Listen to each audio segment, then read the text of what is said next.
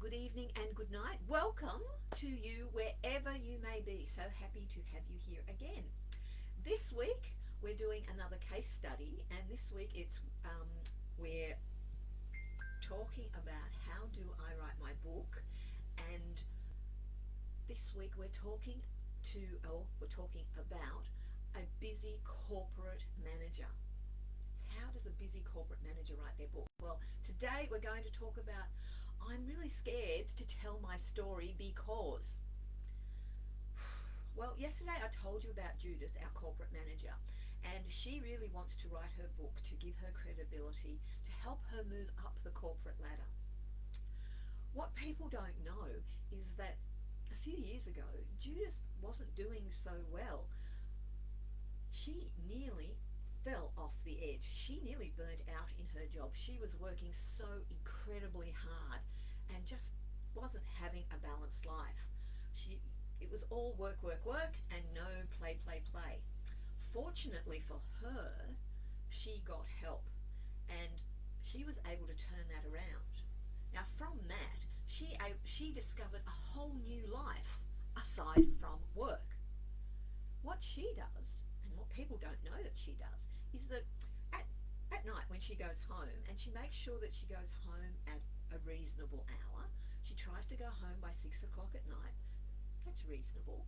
She has dinner, and then in the evenings after work, she'll spend some time looking at different books and working on her candle business. Now, she has created a small candle business, and you know what? It gives her so much pleasure. It takes her mind off everything. So this is something that she can do, takes her mind off work, gives her pleasure, gives her a little bit of extra income, and she gets to spend extra time with her husband. What she does is every weekend she'll work on making candles, then every fourth weekend, I think it is, she goes to a market and she sells the candles that she makes. So during the week, she works on new fragrances and new types of candles, and then on the weekend she actually makes candles, and then every fourth weekend she sells them. And she sells out. It's amazing. And we all have houses full of her candles because they're beautiful. But that's the story she wants to tell. And that's the story she needs to tell. She needs to tell that story of the fact that, you can be a high-flying corporate manager and still have a life outside of that. And she needs to tell how you can do that and how she learnt about it and what she keeps learning from that experience. There is no need to be afraid. There are going to be lots of people in whatever boat you are in. You're not alone. So telling your story can be a huge, huge help to other people. And you know what?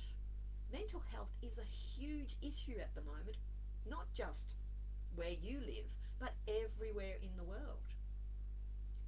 If you can write a book that helps people with their mental health, you're on a real winner. So, just because you are like Judith and you might be a corporate manager or a business owner of any sort, it doesn't mean that you have to not tell people about how you aren't just a business manager. You tell people your story.